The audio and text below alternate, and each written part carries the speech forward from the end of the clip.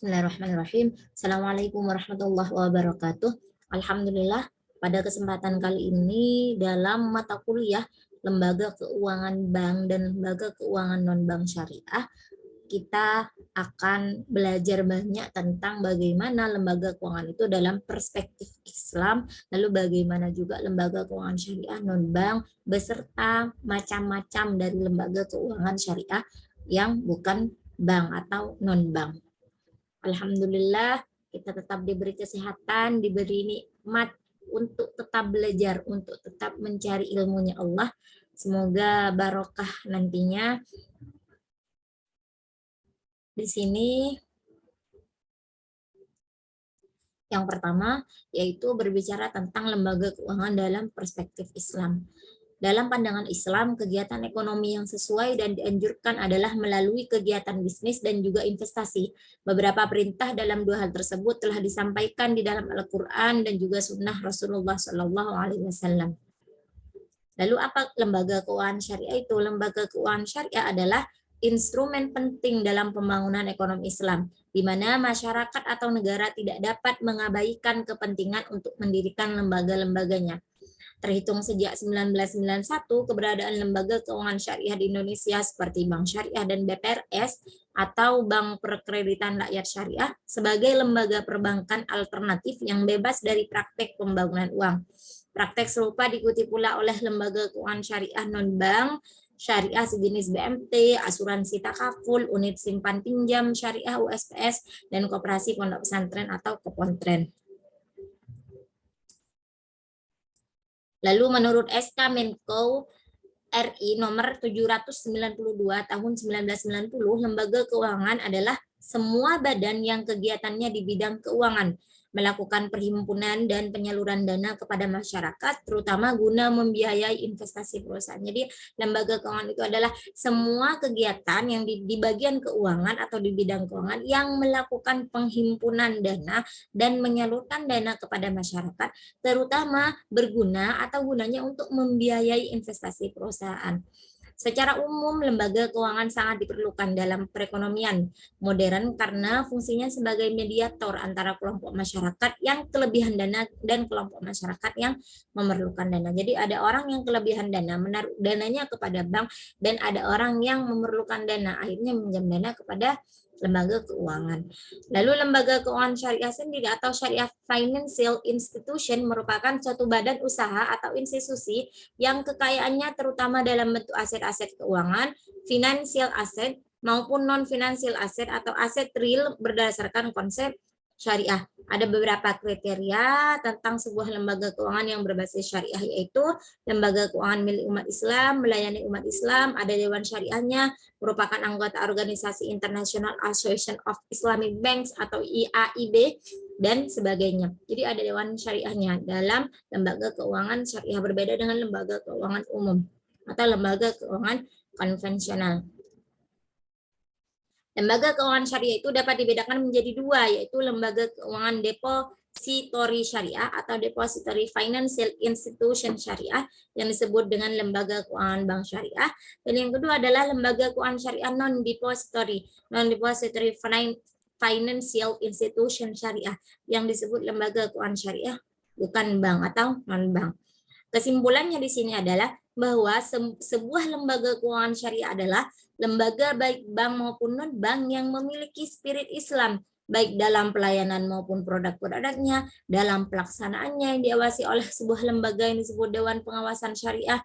Dari pengertian ini dapat pula disimpulkan bahwasannya yang disebut Dewan Pengawas yang disebut dengan lembaga keuangan syariah mencakup semua aspek keuangan, baik persoalan perbankan maupun kerjasama pembiayaan, keamanan dan asuransi perusahaan, dan lain sebagainya yang berlangsung di luar konteks perbankan.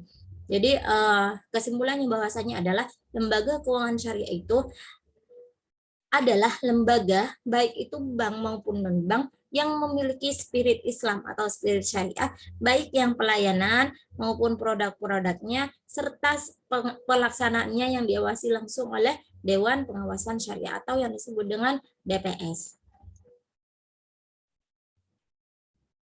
Lalu apa fungsinya? Fungsi lembaga keuangan syariah diantaranya yaitu sebagai penyedia jasa finansial, merupakan bagian terintegrasi dari unit yang diberi kuasa mengeluarkan uang giral, lembaga yang diberikan izin dalam menciptakan uang, dan merupakan bagian terintegrasi dalam jaringan lembaga keuangan dalam sistem ekonomi. Lalu ini beberapa prinsip operasionalnya dalam keuangan syariah adalah yang pertama, keadilan. Jadi harus adil, yaitu prinsip berbagi keuntungan atas dasar penjualan yang sebenarnya berdasarkan kontribusi dan risiko masing-masing pihak. Jadi adil antara kontribusi beserta risikonya ditanggung masing-masing pihak. Kemitraan, yaitu prinsip kesetaraan di antara para pihak yang terlibat dalam kerjasama. Posisi nasabah investor, penyimpanan dana, dan penggunaan dana, serta lembaga keuangan itu sendiri sejajar sebagai mitra usaha yang saling bersinergi untuk memperoleh keuntungan. Jadi kemitraan ini dalam akadnya biasanya musyarakah. Transparansi, transparan, jelas.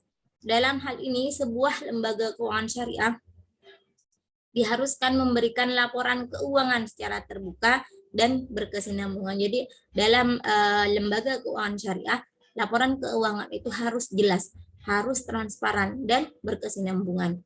Yang terakhir adalah universal, yaitu prinsip di mana lembaga keuangan syariah diharuskan memberikan suku, agama, ras, dan golongan dalam masyarakat dalam memberikan layanannya sesuai dengan prinsip Islam sebagai rahmatan lil alamin.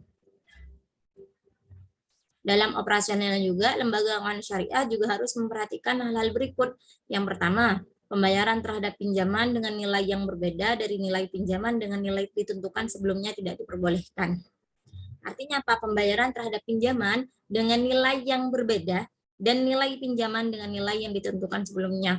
Jadi semisal pinjamannya 1 juta, harus mengembalikan 2 juta, itu tidak diperbolehkan dalam lembaga keuangan syariah.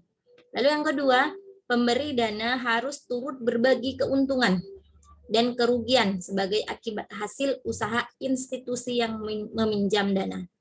Jadi pemberi dana itu juga harus ikut andil, artinya turut berbagi keuntungan serta risiko. Dan ini sesuai dengan kesepakatan yang telah mereka sepakati sebelumnya. Lalu yang ketiga, Islam tidak memperbolehkan menghasilkan uang dari uang. Uang hanya merupakan media pertukaran dan bukan komoditas karena tidak memiliki nilai intrinsik. Yang keempat, unsur gharar atau ketidakpastian, spekulasi tidak diperkenankan. Yang kelima, investasi hanya boleh diberikan kepada usaha-usaha yang tidak diharamkan dalam Islam. Sehingga usaha minuman keras misalnya tidak boleh didanai oleh perbankan syariah. Jadi jelas di sini, usaha narkoba, usaha minuman keras, usaha jual daging babi, itu tidak diperkenankan perbankan syariah memberi dana kepada orang-orang yang ingin meminjam dana dengan usaha yang diharamkan dalam Islam. Lalu struktur lembaga keuangan syariah di Indonesia. Lembaga fasilitator sistem keuangan syariah diantaranya yaitu yang pertama Bank Indonesia, yang kedua Kementerian Keuangan, baik itu OJK, Bapepam, dan Direktorat Pembiayaan Syariah. Yang ketiga Dewan Syariah Nasional MUI, yang keempat Dewan Pengawas Syariah atau DPS, yang kelima Badan Arbitrase Syariah Nasional atau Basarnas. Lembaga keuangan syariah non-bank. Jadi sekarang kita berpindah materi tentang lembaga keuangan syariah non-bank. Apa saja yang termasuk dalam lembaga keuangan syariah non-bank? Yang pertama, asuransi syariah, itu masuk lembaga keuangan non-bank. Yang kedua, Baitul Mal wa Tamwil, yang sering kita dengar juga, BMT. Yang ketiga, koperasi syariah. Yang keempat, pegadaian syariah. Yang kelima, pasar modal. Yang keenam, dana pensiun, dan lain-lain. Namun di sini akan dibahas 4 saja, asuransi syariah, BMT, koperasi syariah, dan pegadaian syariah. Yang pertama adalah asuransi syariah. Apa itu sebenarnya asuransi? Dalam bahasa Arab, asuransi dikenal dengan istilah at-ta'mim. At-ta'min, penanggung disebut mu'ammin. Mu'ammin lahu atau musta'min. At-ta'min diambil dari amanah yang artinya memberi perlindungan, keterangan, rasa aman, dan bebas dari rasa takut. Seperti yang tersebut dalam Quran Surat Quraisy ayat 4, yaitu dialah Allah yang mengamankan mereka dari ketakutan. Lalu ahli fikih kontemporer Wahab Az-Zuhaili mendefinisikan asuransi berdasarkan pembagiannya. Ia membagi asuransi dalam dua bentuk, yaitu at-ta'min at-ta'awuni atau asuransi tolong-menolong adalah kesepakatan sejumlah orang untuk membayar sejumlah uang sebagai ganti rugi ketika salah seorang di antara mereka mendapat kemudaratan atau kesukaran atau kesulitan bisa. At-ta'min bikis sabitatau asuransi. At-ta'min bikis sabit atau asuransi dengan pembagian tetap adalah akad yang mewajibkan seseorang membayar sejumlah kepada pihak asuransi yang terdiri atas beberapa pemegang saham dengan perjanjian apabila peserta asuransi mendapat kecelakaan, ia diberi ganti rugi. Jadi ada dua bentuk menurut Wahbah Az-Zuhaili, ada asuransi tolong-menolong dan ada asuransi tetap. Di Indonesia sendiri, asuransi Islam itu dikenal dengan istilah takaful. Berasal dari takafala yatakafalu, yang berarti menjamin atau saling menanggung. Menjamin atau saling menanggung. Syakir Sula mengartikan takaful dalam pengertian muamalah adalah saling memikul risiko di antara sesama orang, sehingga antara satu dengan yang lainnya menjadi penanggung atas risiko yang lain. Hal ini sejalan dengan hadis riwayat Bukhari Muslim. Perumpamaan orang-orang yang beriman bagaikan sebuah bangunan. Antara satu bagian dan bagian lainnya saling menguatkan sehingga melahirkan suatu kekuatan besar. Dan hadis riwayat Bukhari Muslim lainnya, perumpamaan orang-orang mukmin dalam konteks solidaritas bagaikan satu tubuh manusia. Jika salah satu anggota tubuhnya merasa kesakitan, maka seluruh anggota tubuh lainnya turut merasakan kesakitan dan berjaga-jaga agar tidak berjangkit anggota yang lain. Lalu Dewan Syariah Nasional pada tahun 2001 telah mengeluarkan fatwa mengenai asuransi syariah. Dalam fatwa DSN nomor 21 DSN MUI 10/2001 bagian pertama ketentuan umum angka 1 disebutkan pengertian asuransi syariah. Takmin, takaful atau tadamun adalah usaha saling melindungi dan tolong-menolong di antara sejumlah orang atau pihak melalui investasi dalam bentuk aset dan atau tabaruk yang memberikan pula pengambilan dan menghadapi resiko tertentu melalui akad atau perikatan yang disebut dengan yang sesuai dengan syariah. Lalu apa saja prinsip-prinsipnya? Yang pertama, saling bertanggung jawab. Yang kedua, saling bekerja sama, bantu-membantu. Yang ketiga, saling menjaga keselamatan dan keamanan. A. Jazuli menambahkan bahwa prinsip asuransi syariah yang tepat adalah terbatas dari unsur goror, maisir, dan riba. Syafi'i Antonio dalam hal ini mencoba mencarikan solusi agar terbentuk usaha asuransi dapat terhindar dari ketiga unsur tersebut sebagai berikut. Bentuk akad yang melandasi penutupan polis. Secara konvensional, kontrak atau perjanjian dalam asuransi jiwa dapat dikategorikan sebagai akad tabadul atau akad pertukaran, yaitu pertukaran pembayaran premi dengan uang pertanggungan. Secara harfiah, dalam akad pertukaran harus berupa yang diterima. Keadaan ini menjadi rancu atau goror karena kita tahu beberapa yang akan diterima jumlah uang pertanggungan tetapi tidak tahu berapa yang akan dibayarkan atau jumlah seluruh premi. Karena hanya Allah yang tahu kapan seseorang akan meninggal. Dalam konsep syariah, keadaan ini akan lain karena akad yang digunakan adalah akad takaful atau tolong-menolong dan saling menjamin di mana semua peserta asuransi menjadi penolong dan menjamin satu sama lainnya. Sumber dana pembayaran klaim dan keabsahan syar'i penerima uang klaim itu sendiri. Perusahaan asuransi syariah diberi kekayaan amanah oleh para peserta untuk mengelola premi para peserta, mengembangkan dengan jalan yang halal, memberi santunan kepada yang mengalami musibah sesuai akte perjanjian. Ini ya, perusahaan asuransi syariah itu diberi amanah oleh para peserta yang ikut serta dalam asuransi syariah itu atau membayar preminya untuk mengelola premi para peserta. Jadi peserta itu membayar premi, mengembangkan dengan jalan yang halal. Ini tugasnya perusahaannya.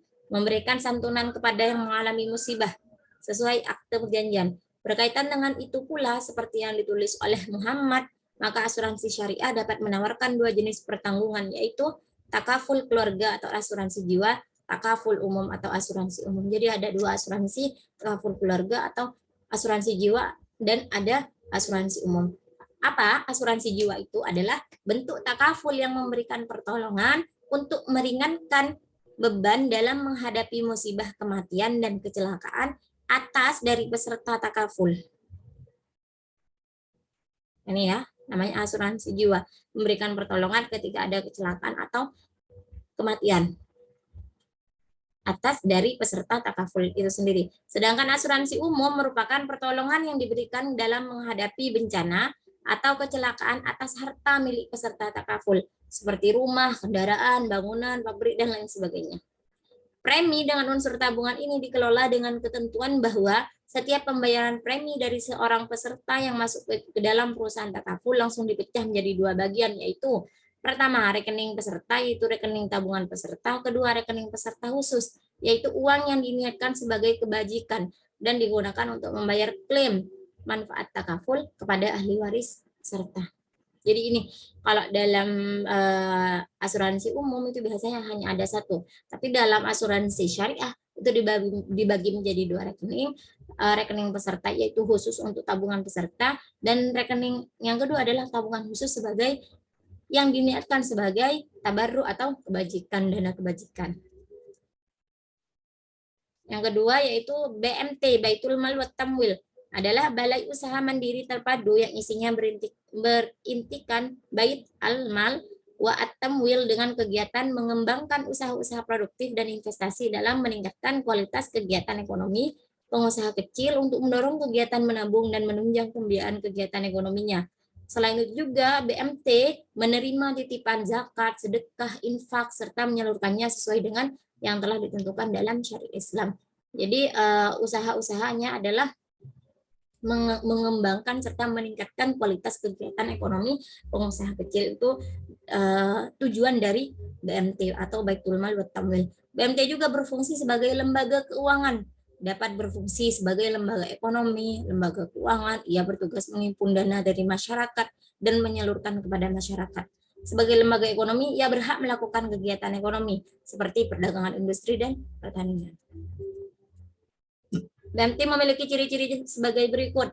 Yang pertama, lembaga ini haruslah mudah untuk didirikan. Artinya lembaga ini harus sederhana untuk dapat ditangani dan dimengerti oleh pengusaha yang sebagian besar berpendidikan strata 1 atau setingkat.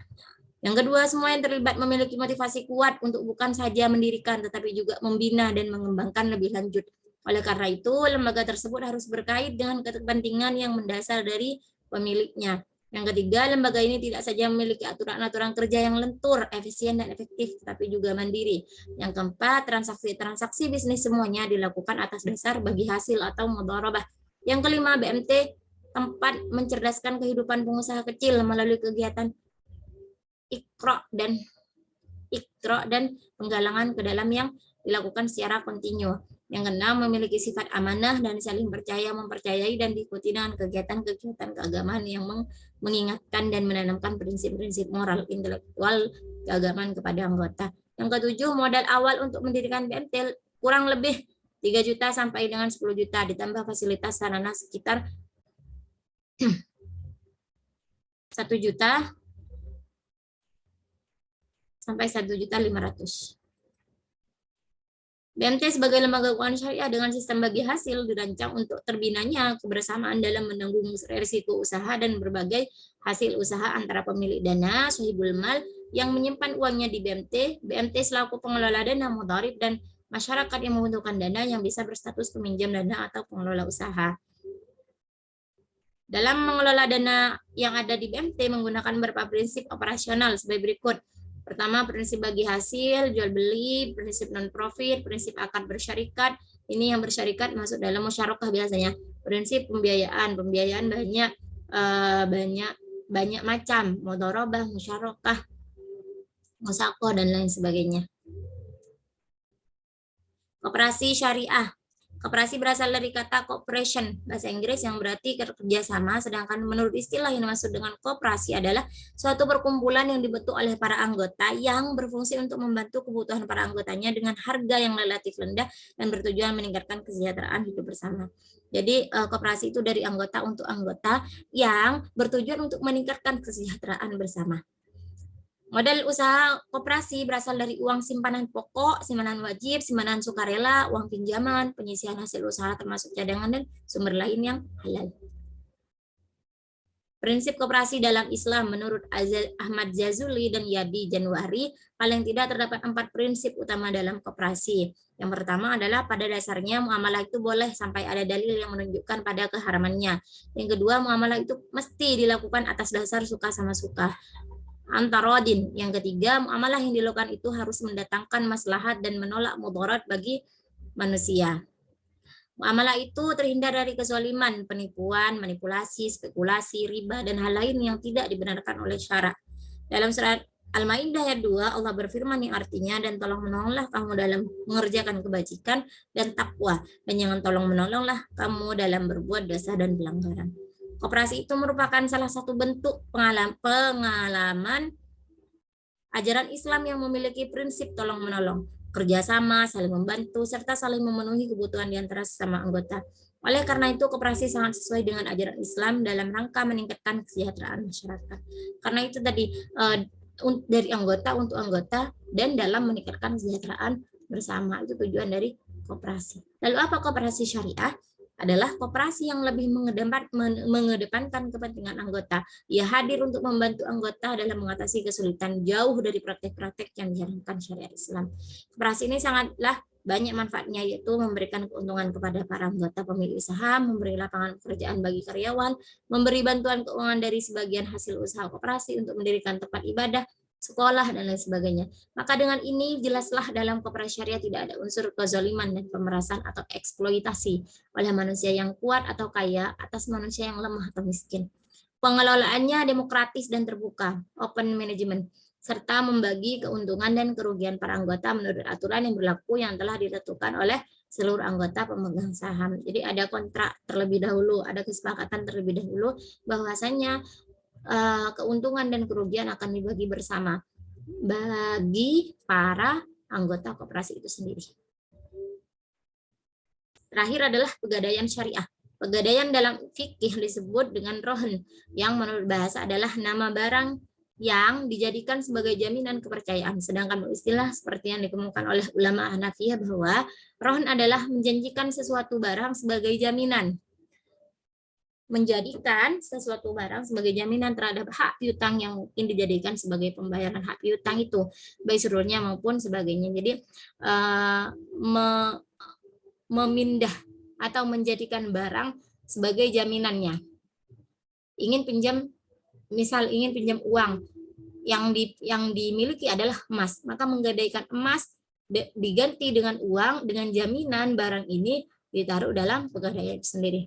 Boleh tidaknya transaksi pegadaian menurut Islam disebut dalam Al-Quran, Sunnah, dan Ijtihad seperti yang dijelaskan berikut ini. Al-Quran surah Al-Baqarah ayat 283, artinya, jika kamu dalam perjalanan dan bermuamalah tidak secara tunai, sedangkan kamu tidak memperoleh seorang penulis, maka hendaklah ada barang tanggungan yang dipegang oleh yang berpiutang. Jadi harus ada jaminan atau tanggungan. Hadis Rasulullah artinya Aisyah radhiyallahu an meriwayatkan bahwa Rasulullah SAW pernah membeli makanan dari seorang Yahudi yang menjadi jaminannya adalah baju besinya. Hadis riwayat Muslim. Mekanisme operasional pegadaian syariah. Ulama Syafi'i berpendapat bahwasanya pegadaian itu dikatakan sah bila telah memenuhi paling tidak 3 syarat. Yang pertama harus berupa barang, karena hutang tidak bisa digadaikan. Yang kedua, penetapan kepemilikan pegadaian atas barang yang digadaikan tidak terhalang. Yang ketiga, barang yang digadaikan bisa dijual manakala sudah habis masa pelunasan hutang gadai. Jadi sesuatu atau barang yang digadai harus bisa dijual. Menjaga manakala sudah habis masa pelunasan hutang gadai itu sendiri dan yang menggadaikan barang tidak bisa melunasinya, maka barang itu bisa dijual oleh pegadaian sendiri. Persamaan dan perbedaan pegadaian syariah dengan pegadaian konvensional. Persamaannya yaitu hak gadai sama-sama atas pinjaman uang, yang kedua sama-sama ada agunan sebagai jaminan hutang, yang ketiga sama-sama tidak boleh mengambil manfaat barang gadaian, yang keempat tidak boleh ya, yang keempat jadi disimpan Yang keempat, biaya barang yang digadaikan sama-sama ditanggung oleh pembeli gadai. Apabila batas suatu pinjaman habis, sedangkan hutang belum lunas dibayar, maka barang yang digadaikan boleh dijual atau dilelang. Biasanya dilelang kalau dalam pegadaian. Lalu apa perbedaannya? Rohan dalam hukum Islam dilakukan secara sukarela atas dasar tolong-menolong tanpa mencari keuntungan semata. Sedangkan gadai konvensional di samping berprinsip tolong-menolong juga menarik keuntungan dengan cara menarik bunga atau sewa modal. Yang kedua, dalam gadai konvensional, hak gadai hanya berlaku pada benda yang tidak bergerak. Sedangkan dalam hukum Islam, rohan berlaku pada seluruh benda, baik harta, bergerak maupun tidak bergerak. Jadi ini perbedaannya. Yang ketiga, dalam rohan tidak ada istilah bunga. Yang keempat, gadai konvensional dilaksanakan melalui suatu lembaga yang di Indonesia dikenal dengan perum pegadaian. Rohan menurut Islam dapat dilaksanakan tanpa melalui suatu lembaga. Jadi kalau pegadaian konvensional harus ada lembaganya, sedangkan rohan atau pegadaian syariah itu boleh tidak ada lembaganya atau melalui suatu lembaga. Syukron kasir, semoga bermanfaat. Ini banyak tentang lembaga keuangan syariah, lembaga keuangan dalam perspektif Islam, dan lembaga keuangan non-bank yang perlu kita pelajari. Semoga bermanfaat. Akhiran, wassalamualaikum warahmatullahi wabarakatuh.